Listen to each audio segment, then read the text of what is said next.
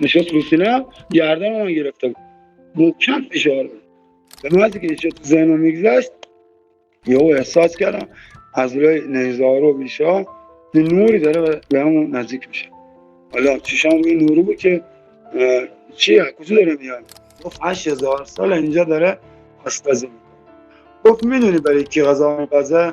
گفتم گفت آشپز مخصوص تو، برای تو غذا میپزه. تو جرم مشخص شده، مجازاتت هم مشخص شده، حکمت هم دست ما، تو اجرا نشه نمیتونی برگرد. سلام بچه ها، انا هستم. خوشحالم که داریم من رو نگاه میکنیم. امروز در خدمت شما هستیم همراه با آقا سعید که قرار قسمت دوم رو ضبط بکنیم و برای ما صحبت بکنن که چه اتفاقاتی در ادامه براشون افتاده. در قسمت اول که دیدیم رویشون از جسمشون جدا شده رفتن در برزخ و در اونجا حضرت علی علیه السلام شفاعتشون رو کردن و برگشتن به زندگی و الان قراره برای ما تعریف بکنن که چه اتفاقاتی در ادامه براشون افتاده. ما خیلی در خدمت شما هستیم. سلام، سعید باقری هستم. الان جان با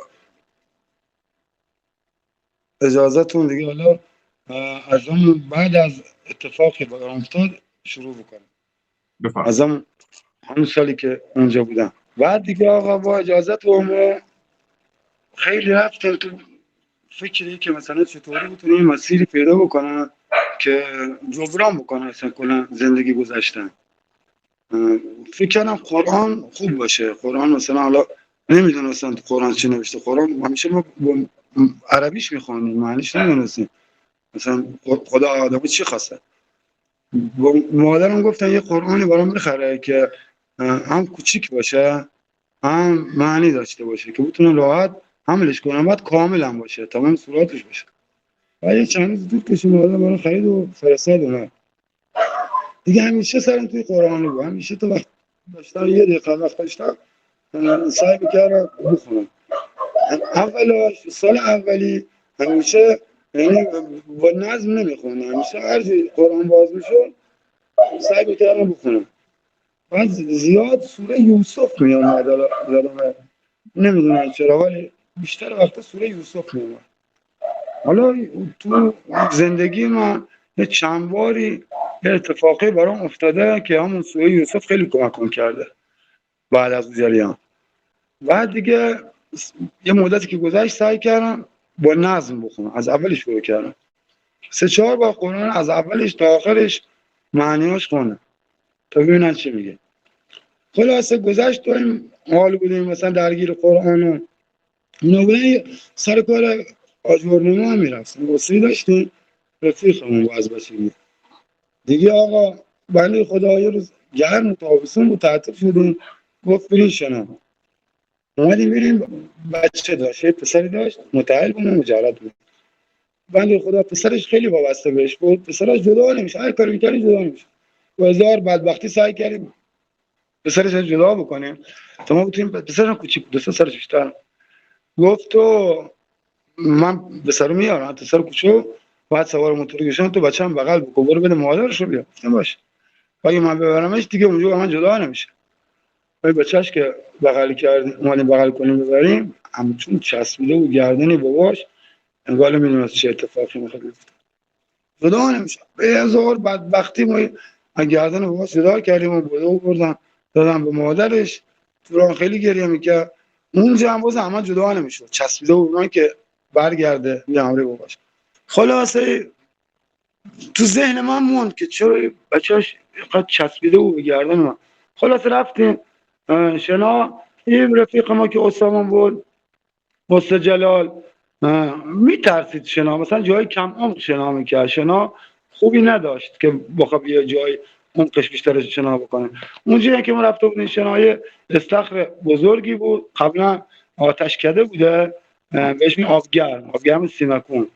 حالا به روز تولد حضرت محمد اونجا شده که چشمه آبیه، خیلی هم آبش زیاده، 2 تا خروجی داره.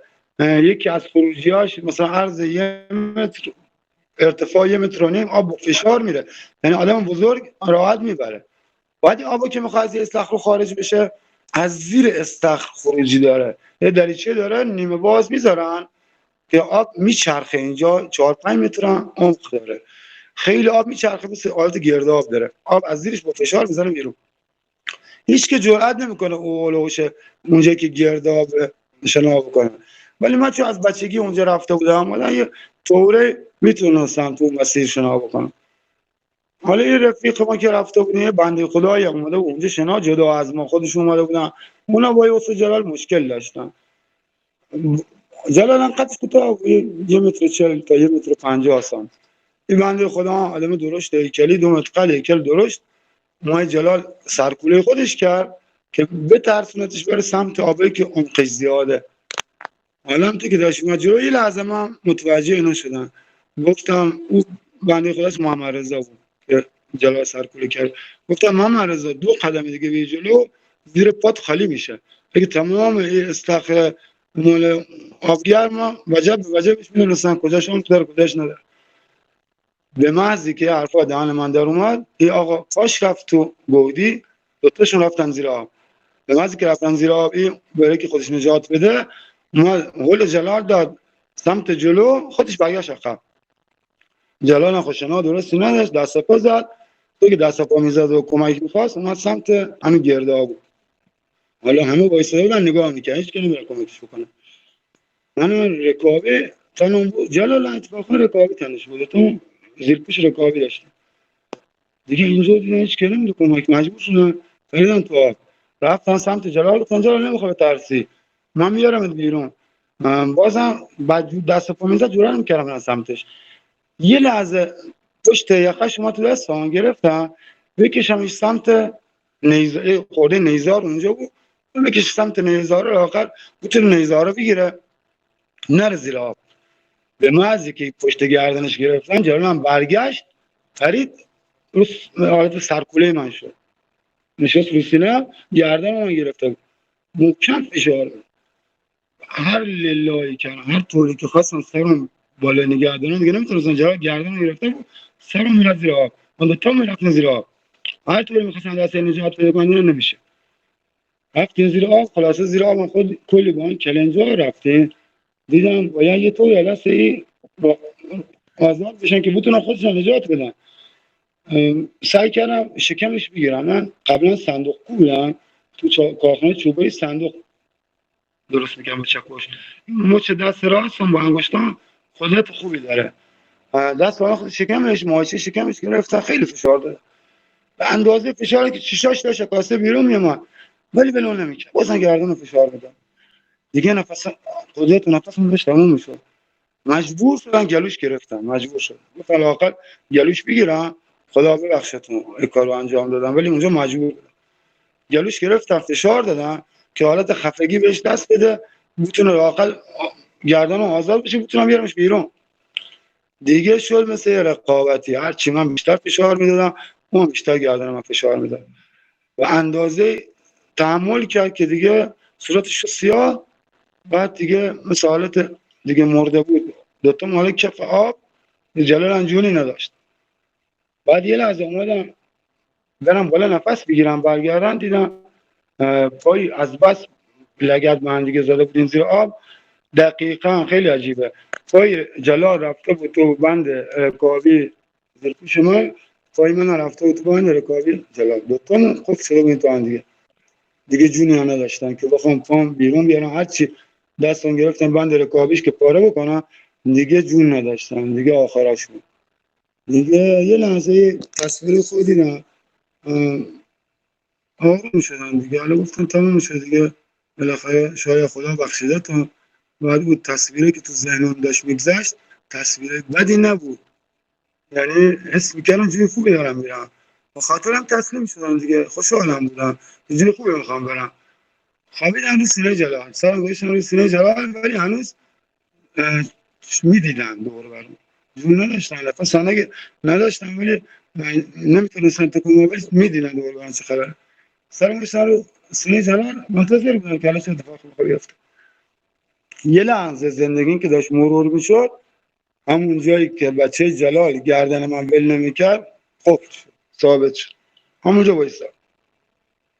دیگه آقا اونجا فهمیدن که چرا این بچه‌ش گردن باباش ول نمی‌کرده، انگار مثلا میدونسته که چه اتفاقی میخواد بیفته، یا اسم می‌کرده. بچه کوچیک معصومه دیگه، شاید میدیده اسم می‌کرده که اتفاق بدی بره باباش میخواد بیفته. اونجا یه لحظه به خودم اومدم، گفتم خدایا من که مجردم، حالا بالاخره احساسم میکنم بخشیدی، جای بدی هم نمیخوام برم، ولی بنده خدا زن داره بچه داره، خلاصه زن و بچه‌ش منتظرن. بعدم من واسطه شدم، من اصرار کردم که بنده خدا بیاشنو، نمیخواست بیاد، من به زور آوردمش، الان من مسئول مرگشم. گفتم خدایا کمک کن که بیارمش بیرون، تو نجاتش بدم. بعد همونجا از دوباره حضرت علی واسطه کردن، مثلا یا علی تو یه بار کمک من کردی، یه بار هم میتونی به خاطر این جوون، لااقل به خاطر این جوون کمک من بکن، لااقل این نجات بدم. خودم مهم نیستم، خودم بعدش هم دیگه نتونم بیام بیرون عیب نداره، ولی لااقل جلال میتونه نجات بده. به محضی که چه تو ذهنم میگذشت، یهو احساس کردم از روی نیزار و بیشا یه نوری داره به همون نزدیک میشه. حالا چشام روی نوری بود که چیه کجا داره میاد. دیدم به محضی که از نیزاره بیرون اومد که دیگه نیزاری وجود نداشت روبرومون قرار میگرفت، نورش زیاد شد، به اندازه نور زیاد شد، مثل همون قسمت اولی که نور زیاد میشه نمیتونستم ببینم. از دوباره چشام بستم، سرم گذاشتم رو سینه جلال، به خاطر نور زیاد فشار میدادم تو سینه جلال که حالا نور اذیتمون نکنه. احساس کردم این نور اومد دور ما 2 تا 3 تا چرخ خورد، بعد دور شد اصلا رفت. حالا همونطور که دور میشه نورش کم میشه، از دوره من چشم باز کردم، حالا دنبال این بودم که نور ماهی بود چی بود کجا رفت، فرشته بود، حالا تو ذهنم بود. بعد یه فکر دیگه تو سر اومد بی اختیار، وقتی که جون بعد که ماهی را انگار که اصلا من نیاز به نفس نداشتم، اصلا شده بودم ماهی، انگار زیر آب برام مثل بیرون بود، نه نفس کم داشتم نه فشار اون بود، هیچ حال خوب داشتم.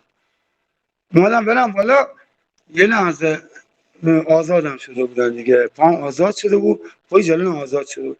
یک قسمتی از راه که رفتم یادم اومد به حرف خودم، گفتم نامردیه، من قول دادم که جلال نجات بدم، حالا درسته حالت مرده داره ولی شاید زندگیش. برگشتم، خدا شاهده، فقط نیاز به اراده من بود که دستم بره زیر کمر جلال، دستم بردم زیر کمر و گردن جلال که حالا از زیر آب بیارمش بالا.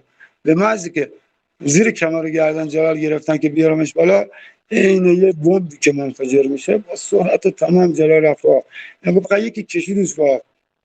بعد نگاه کردم جلال رو آبه، خود من بالاخره شنا کردم اومدم رو آب.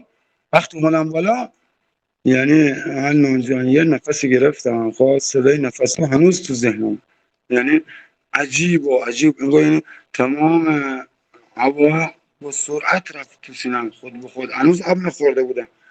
بعد تمام آدما حالا از ترس یا هر چی رفته بودن لب جاده، زنگ زده بودن اورژانس و آتش نشانی اینا منتظر بودن که حالا بیان. بالاخره اونجا مسیر دوری بود، 2 ساعتی تا شهر راه داشت، دور بود، منتظر بودن که حالا آمبولانس بیاد بالاخره بتونن جنازه ما با آتش نشانی بیرون بیارن.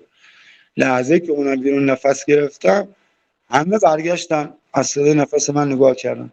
یه 100 متری تو جاده فاصله بود، خلاص همه با سرعت اومدن، همه چی یه چنته که حوله من تو زنده ای همه چی یا ابوالفضل یا حسین چطوری تو زنده ای؟ تو الان 20 دقیقه زیر آب بودی، نیم ساعت زیر آب بودی، چطور میشه تو زنده باشی؟ هم اصلا عجیب تعجب کردمشون. گفت بالاخره خدا کمک کرد، بنده خدا بکشیم بیرون دیگه. اونا یکیشون پرید تو آب، ما جنازه جلال برد کنار رو آب وایساده بود. بعد یکیشون یه برگ درخت نخل ما بهش میگیم پیش، یه پیش انداخت وسط آب دیگه، من جون نداشتن شنا بکنن، کشیدنم بیرون.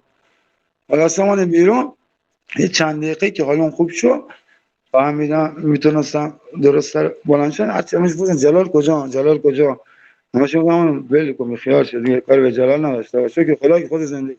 گفتن نه چه زندان مهم، جلال باید زنده باشه، جلال کجا؟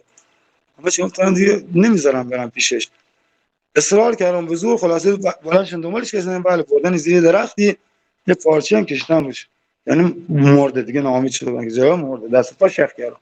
گفتم غیر ممکنه جلال نمرده، خدا قول من داده زنده میشه. واسه امید داشتن که جلال حتما زنده میشه. اینا هم به زور گرفته بودن نمیگوشتن برن سمت جلال. نه نرو گفتم بابا چتونه نمیخوام برم کار ناجوری هم یا گریه بکنم یا هرچی من کمکش کنم. همش گفتم بابا مرده هیچ کاری دست بر نمیاد دیگه ولش کن. نیم ساعت زیر آب بوده یخ کرده چطوری میخوای نجاتش بدی؟ بالاخره بعد بدبختی بود رفتم. حالا تو همین اینه که من با اینا درگیر بودم یه پسر من روستا و چوپونی بود همونجا وایساده بود این حالش میگرفت دست من تکون میداد میگه میگن ابو فرشته داره از قدیم فرشته نجات داد. حالا من ذهنو درگیر جلال بود ولی جوابی نمیدادم. خلاصه بعد بدبختی بود رفتم ولی سر جلال این خوابیده و پای پاچه براش بدنش یخ کرده شده سیاه بدنش کلا سیاه شده بود که بود چرا حالا خودم مسئول مرگ این جلال میدونستم. گفتم خب احتمالاً به خاطر جلوش ما فشار دادم مورد دیگه. حالا دو تای پاش گرفتم جلال وزنی نداشت.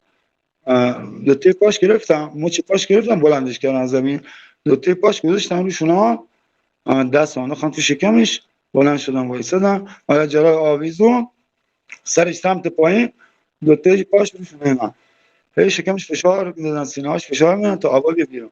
خیلی آب از دماغ و دهن و حتی چشش هم آب میومد بیرون همه جاش آب میومد بیرون. خلاصه دیگه آخرش که دیگه آب داره قطره قطره میشه که همینه که دیگه آبی تو بالاخره ریه‌ش و شکمش خالی شده. خوابوندمش تو زمین دو تا مچ پاش گرفته انگار بی اختیار این کارو خدا یادم میداد که این کارو انجام بده. مچ پاش گرفته بودم می آوردم بالا با زانوهاش محکم ضربه میزنم تو سینه‌اش. دیگه چند نفر گفتم ولش کن زجرش نده عذابش نداره مرده. الان یه حالت عجیبی پیدا کرده بودم. ما یه رگ ترکی داریم حالا اونایی که ترکن میدونن که ترکا چه رگی دارن. خلاصه اون رگ ترکین گرفته بود از جور آقا داد میزدم و هیچ کناری فون نمیشه که بتونه یا تو چنگ اینا در بیاد. گفتم علاج نداره من نفسش میدم دیدن هیچ که نفسش نمیده. من فقط تونتون پاش بلند میکنم میزنم تو سینه‌اش و زانوهاش میزنم تو سینه‌اش. و یکی از رفیقام اونجا همراهمون بود دیگه حالا با او رو درواسی نداشتن چند تا فوش بدجور بهش دادم که بیا نفس جلال بده.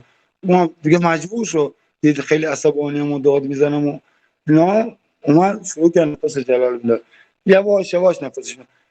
بالاخره لگه نگوشن تو کمر گفتم درست نفس بده محکم نفس بده. آقا چند تا نفس درست داره چند تا ضربه محکم رو تو سینه زدیم یهو جلال بلند شد زنده شد نفس کشید. همه ماتشون بوده همه خشکشون زده بود حالا چطور جلال زنده شد. خوش هنوز که تازه نفس میکشید بدنش یخ بود. اون 2 ساعت طول کشید تا تازه جلال تونست بلند شه بشینه و بعد بلند شه بتونه راه بره. تا 2 هفته باش که حرف نمیزد. تا 2 هفته هرچی باشه اصلا مثل شوکی شده بود حرف نمیتونست بزنه. هنوز این که هنوز بعد از 20 سال حالا 20 سال نیست 84 مثلا حالش شاید 20 سالی باشه 20 سال دیگه نمیتونه دربارش صحبت کنه. باهاش که حرف میزنن دربارش صحبت نمیکنه. یه چی عجیبه دیگه که اونجا دیدن دوتامون گفتن زیرپوش رکابی تنمون بود یعنی این پاره نشده بود بند رکابی ها. خدا شاهده فقط انگار یه نفر نشسته بود این بند نخ که باش درز رکابی دوخته بودن بالاش این نخی که باش درز دوخته بودن نخو باز کرد تو آخر بعد آخر این نخو آویزون بود یعنی مشخص یه نشونه بود برای من یعنی نخو باز شده یعنی پاره نشده بود. داره فکر کنم پام فشار دادن یا یکی گرفته کشیده نه قشنگ یه آدمی با حوصله حسابی نخو باز کرد و پای من از تو لباس جلال در آورده بود. من جلال هم به همین شکل خلاصه عهد کردی که دوتا زیرپوشمون نگه داریم نگه داشته بودم من تا زمانی که خونه با هم زندگی میکردم سال 92 93 بعد دیگه اومدن فسا خونه من فلان جهرم زندگی میکنم اومدن فسا دیگه اینجا زن برادرم رفته بود یه روز خونه تمیز کنه فکر کرده بالاخره زیر چیا قایم کرده بودن انداخته بود دور ولی داشتن نگرش داشته بودن زیر پوشو ولی نشونه هر کی من براش تعریف میکردم باور نمیکرد زیر پوشی مردن جلوش نشوش نگفتن نگاه نخواش باز شد پاره نشده تا آخرین گرهش باز شده بود بعد نخو آویزون بود به بند رکابی خلاصه اتفاقا برای ما افتاد و گذشت. یه سری دیگه یه اتفاقی برام افتاد و پیرمردی که اونجا کمک من داده بود برده بودم پیش حضرت علی، یه چند بار تو دنیا دیدمش. حالا اونا بعدا خواستیم براتون تعریف میکنن چیه بهم گفت و چه مسیر سر راه گذاشت. بعد گذاشت تا خلاصه به واسطه همون بنده خدا که مسیر سر راه من گذاشت و تونستم همش تو فکر بودن یه شغل گیرم بیا که بتونم خدمت کنم به مردم، با خدا ببخشید بالاخره جبران کرده باشه هر طوری که باشه. تو ذهن من خیلی مستخدم مدرسه بود، خیلی علاقه به بچه‌ها من دارم، خیلی دلم می‌خواست بتونم برای بچه‌ها خدمت کنم. خلاصه خدا کمک کرد و تونستم بیان سر شغل. و روز 8/8/88 تولد امام هشتم، خیلی برام عجیبه اینا، یه نشونه برام روز تولد امام رضا که امام هشتم میشه شغل به من پیشنهاد شد. خلاصه من سر کار یه 2 سالی کار کرده بودن، شدم نگهبان یه خوابگاهی عشایری تو کوه بود. این حالت دور برش چند تا اداره بود، مثلا سپاه بود، اداره آموزش نمایندگی آموزش پرورش بود و یه بهداشتی. این سه تا اداره دور برش بود ولی مغازه عالیا چیزی نزدیکش نبود. بعد اونجا این خوابگاه هم سیمکون بود، اونجا که الان من تو آب شده بودم، ولی 50 کیلومتر جلوتر نرسیده به میمند از گوی کوار. خلاصه اینجا ما نگهبان بودیم. یه مدتی گذشت، یه سویت کوچیکی حالت نگهبانی بودم در اونجا زندگی میکردم با خانم. یه فروشگاه کوچیکی هم داشتیم، اتاق کوچیکی داشتیم که اون فروشگاه. خلاصه همین چیزی که میبردم بچه‌ها خیلی علاقه به لواشک و چه تورش داشتن، دختر همش دختر بودن دیگه، 850 تا دختر بودن، از پیش دبستانی داشتیم تا پیش دانشگاهی. خلاصه یه روز چند تاشون اومدن، یا 7 تا دختر اومدن گفتن چرا لواشک نمیاری؟ گفتم خب دیگه من یه سری که میرم وسایل میارن، لواشک میارن، کیک میارن، آب میارن، بیسکوت میارن، حالا هر چی که میارن با اینا تموم بشه یا یه قسمت بیشترش تموم بشه که بتونن برن از دوباره بیارن. اینا گفتن همش لواشک بیار. نمیشه همش لواشک بیار، لواشک برای من سودی نداره. لواشک فقط به خاطر شما دختری.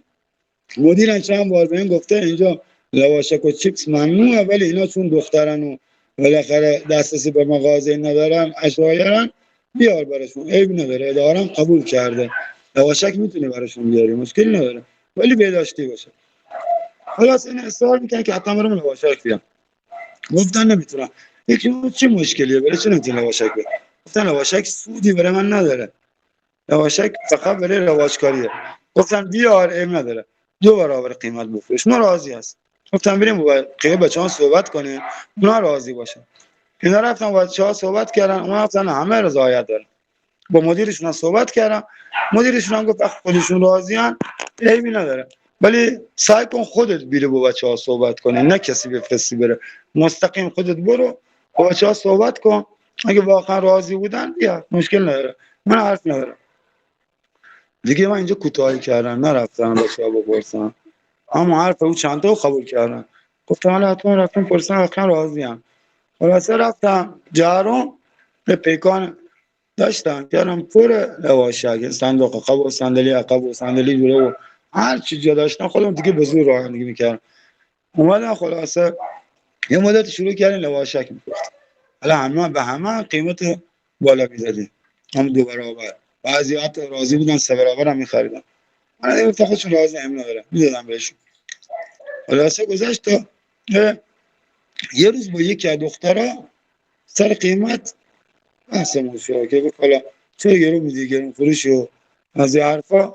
من دیگه زیر بار نرفتم، گفتم خب بچه‌ها راضی شدن، همشون گفتن 2 برابر قیمت بده، من میخوام قیمتی که بدم اینجا انا سخته برام، خودم کمه نمیتونم زندگی بکنم.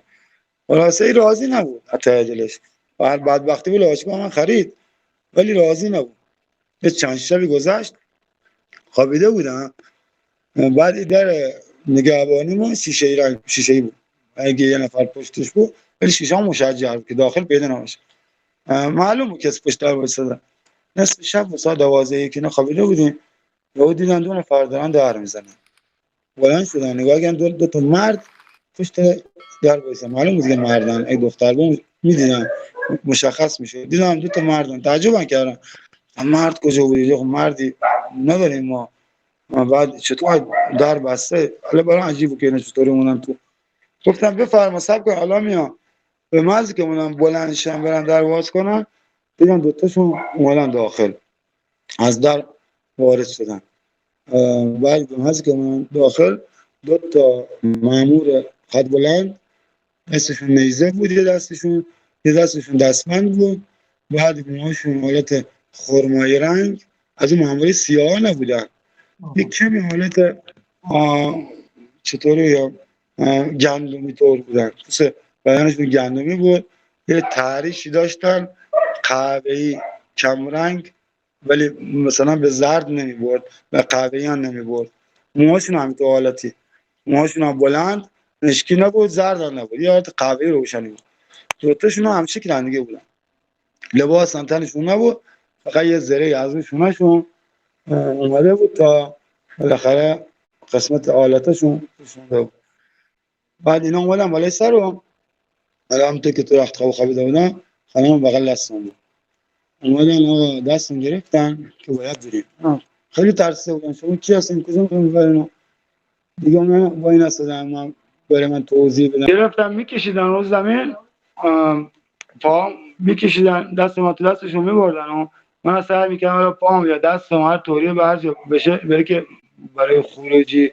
اونجا یه راهرو خیلی کوچیکی بود، توی راهرو که میبردن و سعی میکرد دستم حالا یا پام گیر بدم به دیوار، ستون یا هر چی که تو دستم میامد، یا در یا چارچوب در یا با یه مبل اولش گرفتم، باز اینا مثلا میکشیدن میبردن و حریفشون نمیشدن. بعد در که باز شد، در قسمت نگهبانی، اون وارد آسانسوری شدیم. بعد توی آسانسور به سوار شدیم، حرکت کردم سمت بالا، میرفت تو مسیر. خیلی حالا من با اینا یعنی اجازه میدادن که من بلند شم، مورد زانو زده روز که آسانسور زانو زده بودن، نشسته بودن مثل یه مجرمی که دستگیر میکنه، هم تو حالت دیگه مجرم بودن دیگه، دستگیر میکنن شما میبردن. یعنی هر 30 سال میکنن جواب نمیده، این چه بینه گفت. رفتیم بالاخره اونجا که آسانسور با یه طبقه رسید، خیلی جای تاریک و وحشتناکی بود، مواد مذاب، آتیش، بالاخره کوههای عجیب و غریب، یه جای عجیب غریبی بود. بعد یه حالت زیرزمینی بود، ورودی داشت. از اینجا که وارد شدیم چند تا پله رفتیم پایین، بعد یه آسانسور کوچیکی بود، سوار آسانسور شدیم رفتیم به سمت پایین. پایین که رفتیم در آسانسور که باز شد، یه سکوی کوچیکی روبرو آسانسور بود که از 2 طرفش پله میخورد میرفت پایین. پایین که میرفتیم یه سالن خیلی بزرگی بود، حالت آشپزخونه داشت، ولی خیلی کثیف و دود زده و سیاه و همه آدمایی که اونجا بالاخره کار میکردن همشون کثیف و سیاه بودن، همه جا دود زده بود، همه جا رنگ سیاه و دود، یعنی از بس دود کشیده بود دیگه رنگی چیزی دیگه نبود، همش رنگ دود بود، همه چی رنگ دود. فقط اون قسمتی که ما وایساده بودیم یادم حالت سکویی داشت، به رنگ حالت سیمان بود، همچین رنگی داشت. حالا آوردن اونجا برای سکو وایساده بودیم، من حالت متزانو زده عادتا برای سرم وایسادم. بعد یه وقتی کشون خیلی ارتباط اینجا کجا هم برای سرم آوردن، خیلی سامنی مصب بکن باید میگی. خلاصه زانو زده و ما ساعت مجرم ولی سکو 2 تا برای سر من وایساده بودن. بعد اون یکی خیلی اصرار میکردن که حالا اینجا کجا هم برای سرم آوردن، اینا احساس کردن یکیشون درجهش بالاتره از اون یکی، شروع به صحبت کردن. گفت او میبینه وسط آشپزخونه اشاره که به سمت یکی از اونایی که داشت غذا میپخت بالای سر دیگ وایساده بود. حالا هر دیگ یه آشپزی داشت، وسط این چیزا مامورای وایساده بودن، از اون مامورا، حالا اینا کارشون درست انجام بدن. کسی که اشاره کرد سمتش به حساب یه آدم خمیده قد کوتاه لاغری و یه لباس کلاهداری سرش بود که صورتش مشخص نبود، ولی نوک دماغش من میدیدم، دماغش دراز بود، حالت علی عجوزای جادوگر قدیمی. گفت می‌بینی؟ گفتم. گفت 8000 سال اینجا داره آشپزی میکنه. گفت میدونی برای کی غذا میپزه؟ گفتن گفت آشپز مخصوص تو، برای تو غذا میپزه. گفت نه کجا میره غذا، وسایلی که غذا باش میپزه از کجا میاره؟ گفتم چه میدونم از کجا میاره. گفت میره کثیف‌ترین، نجس‌ترین، بدبوترین، فاسدترین چیا تو دنیا جمع میکنه، میاد باش غذا برای تو درست میکنه. گفتم خب برای چی؟ بالاخره برام سوال بود. گفت به خاطری که تو اشتباه کردی، گناه کردی. گفتم چیکار کردم؟ گفت جرمت مشخصه. یه آیت کاغذ هم دستش بود. گفت نگاه تو گرون فروشی کردی و بالاخره جرم کردی، دزدی کردی. مثلا کجا دزدی کردم؟ تو قول قرار گذاشتی، قرار نبوده دزدی بکنی یا از این کارا بکنی. گفتم خدا شاهد من دزدی نکردم، قسم میکنم که دزدی نکردم. خیلی مواظب بودم توی چند سال و حتی یه تومانی نگذاشتم پول حروم وارد زندگی بشه. چطور دزدی کردم؟ گفت برای چه لواشی که 50 تومانی می‌بری 100 تومن؟ برای چی که لواشکی که روش قیمت خورده 50 تومن تو میری میپرسی 100 تومن؟ دیگه اونجا فهمیدن که جریان از چه قرار. گفتم به خدا اینا خودشون قبول کردن، خودشون من اصرار کردم برام لواشک بیا، مثلا دلون نمیخواست لواشک بفروشم، اینا اصرار کردن. خودش گفت چرا دو برابر فروختی؟ گفتم خودشون بالاخره برام سودی نداشت، گفتن بفروش دو برابر از این میخرم. و میگه مدیر به تو نگفت برو مستقیم از خودشون سوال کن؟ گفتن چرا؟ گفت چرا نرفتی؟ اینجا موندن توش داره، واقعا راست میگه. اینجا من کوتاهی کردم دیگه. خلاصه گفتم به دست پا شما التماس دیگه از اون بگذرین و اینا. گفت نه تو جرم مشخص شده، مجازاتت هم مشخص شده، حکمت هم دست ما، تو اجرا نشه نمیتونی برگردی.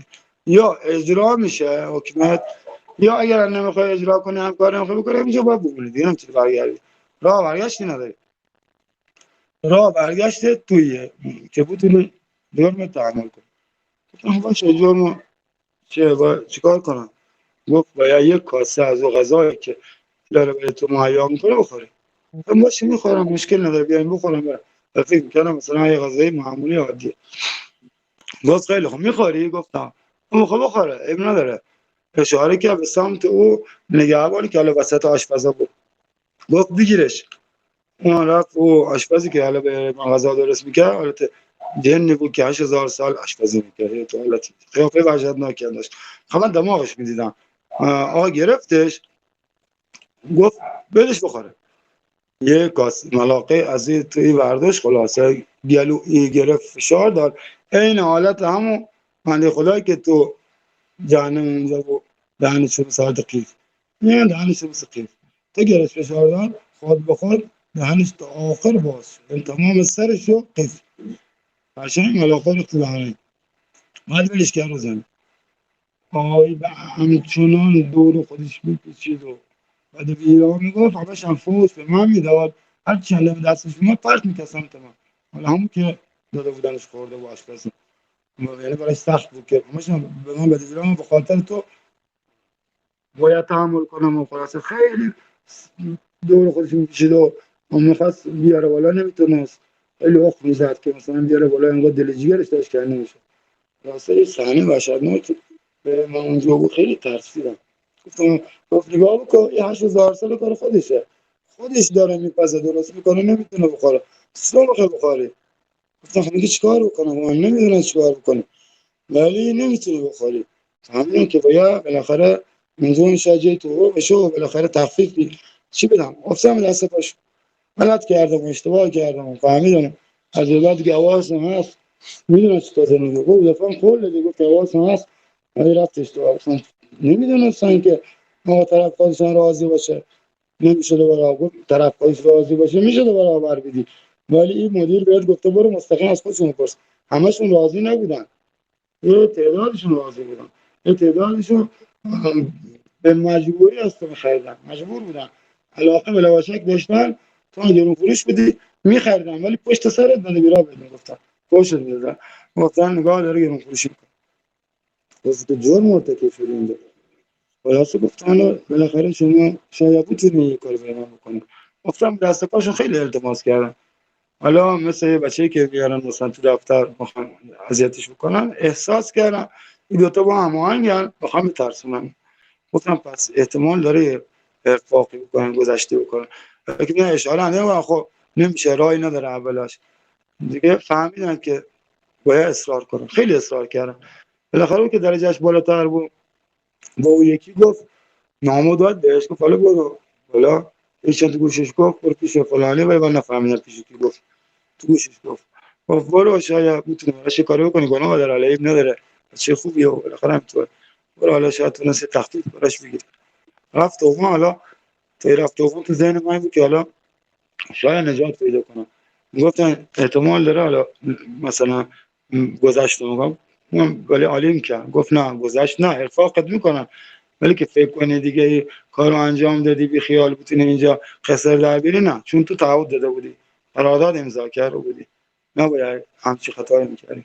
خلاصه چند لحظه گذشت، برگشت اومد و تو گوشه بالاخره همکار بالا دستش یه چیزی گفت خب ارفاقت کردم. گفتم خدا شکر. خدا چطور شده؟ گفت باید بو بکنی، بو نمیخواد بخوری، بو بکن، همین غذا رو بو بکن. هم باشه مشکل نداره، خب بو میکنم، بیار بو بکنم. دیگه نمیدونستم بو کردن عقب بده. حالا همونجا شاید اگه من بازم اصرار کرده بودم و بالاخره از خدا خواسته بودم، شاید خدا خیلی مهربونه، شاید بازم ارفاق میکرد، ولی دیگه من اونجا عجله کردم، فوری قبول کردم. گفتم باشه اب نداره، قبول میکنم، بو میکنم. خب خیلی خب یه کاسه آش بریزن بیارن تو بو بکن. حالا ماموره کاسه رفتن، به نزدیک که داشت میشد تو مسیر اینو حالا بو میکشیدم ببینم چه بوی میده. بوی است که میگفت بو بدی نمیده، خب بو بدی خب نمیاد، من بوی است میکنم. خلاصه تا نزدیک که اومد بنده خدا که بالای سر مامور بالای سر ما وایساده بود گفت خب بو بکن. من حالا از دوری تو یواش بو میکنم، من از سر بر نزدیک یهو دید من یواش یواش دارم از دور بو میکشم که بفهمم چه خبره. کاسه والا است او گرفت آورد زیر دماغ و گفت چوری بو کشا به تو حالتی سرم کرد توی کاسه. من یه بو کشیدم دیگه نفهمیدم از پشت افتادم، حالم بد شد دیگه. اینا زیر بغلم گرفتم، حالتی که آورده بودن آوردن انداختن تو اتاق و رفتن. تو رفتن خانم از خواب فوری پرید. چه شده؟ چه شد؟ بالاخره صدا شنیده بود، نمیدونم چطور شده بخواب پرید. من دیگه براش تعریف کردم ولی نمیتونست حرف بزنن دیگه، نمیتونست حرف بزنن، نمیتونست بلند شه. خلاصه یه هفته مریض شدم، افتادم همونجا تو همین یه هفته و آنجا همونجا تکون نخوردم، رو هم بالشی هم حالت که خوابیده بودم، نمیتونستم حتی جابجا هم بشم. یه سانت سرم بردم بالا، دنیا دور سرم پر میخورد، حالم بد میشه، حال تعب شدید داشتم، یه بو خیلی بدی تو میدان حس میکردم، ولی نمیومد بالا، نمیتونستم استفاده بکنم، نمیتونستم غذا بخورم، نه آب میتونستم بخورم، نه شرکتی میتونستم بکنم. خلاصه ساعت پرست خوابگاهمو چند بار اومده بود دیده بود بالاخره خانم کارو انجام میده، گفته خب باقری کجا چرا نمیاد؟ گفتم مریضه. تو چه مریضی؟ الان چند روز 6 روز گذشته چرا خوب نمیشه؟ تو دکتر نمیره؟ تو والا حالش خیلی حال تعبو داره، معده‌اش مشکل داره، خاطر معده‌اش خیلی اصرار کرد که بده. آخر دیگه خانم گفت بیا این نداره مشکل نداره بیا. ما بالای سرم تو صداش میشنیدن دیگه هیچ چیز نمیکرد. دیدم بالای سر دست گذاشت رو پیشونه، واسه خیلی حالت بده، خیلی اوضاع خرابه، چه نمی دکتر؟ خانم گفت نمیتونه خیلی حرف بزنه. چرا نمیبریش دکتر؟ نشسته بالای سرش که بمیره؟ نه خودش نمیاد، میگه خدا میدونه چه خوب میشه. واسه بعد بدبختی ما بردن دکتر.